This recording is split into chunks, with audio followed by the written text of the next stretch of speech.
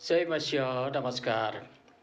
आज म फेरि पनि तपाईँहरूको अगाडि तपाईँहरूको बिचमा बाइबल दोस्रो तिमोथी 2को 6 र 7 पद पढेर म तपाईँहरूलाई सुनाउँदछु। परिश्रम गर्ने किसानले नै बालीको पहिलो हिस्सा पाउनु पर्दछ। म के भन्दछु त्यो विचार गर, किनभने प्रत्येक कुरामा प्रभुले तिमीलाई समर्थ दिनुहुनेछ। हेर्नुहोस्, परमेश्वरको वचनमा के भनेको छ भने परिश्रम गर्ने किसानले नै बालीको पहिलो हिस्सा पाउनु पर्दछ। किसानले परिश्रम गर्दछ, बिउ रोप्दछ, खन्दछ, झार उखेल्दछ, पानी हाल्दछ र त्यो किसानले चाहिँ के गर्दछ त पहिलो फल पाउँदछ। र यो कुरा हाम्रो विश्वासी जीवनमा पनि लागू हुँदछ।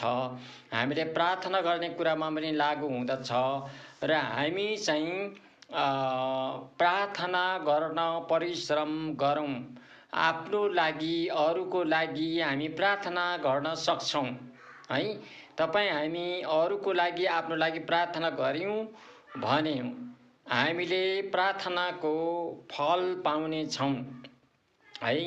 हामी चङ्गाइको लागि, निको हुनको लागि, आर्थिक कुराको समृद्धिको लागि र अन्य कुराहरूको लागि, जे कुराको लागि तपाईँहरूले प्रार्थना गर्न चाहनुहुन्छ, जे कुराहरूको लागि तपाईँलाई प्रार्थनाको आवश्यक छ, त्यो तपाईँहरूले आफैले निरन्तर दैनिक रूपमा प्रार्थना गर्नुभयो, विश्वासका साथ प्रार्थना गर्नुभयो, वचनको आधारमा प्रार्थना गर्नुभयो भने तपाईहरूले पनि अवश्य त्यसको फल पाउनुहुनेछ है। यहाँ भनिएको छ परिश्रम गर्ने किसानले नै बालीको पहिलो हिस्सा पाउनु पर्दछ। त्यसरी नै तपाईँ र मैले प्रार्थना गर्छौँ भने हामी प्रार्थनाको फल पाउँदछौँ। प्रार्थना चाहिँ हामीले गर्नु पर्दछ।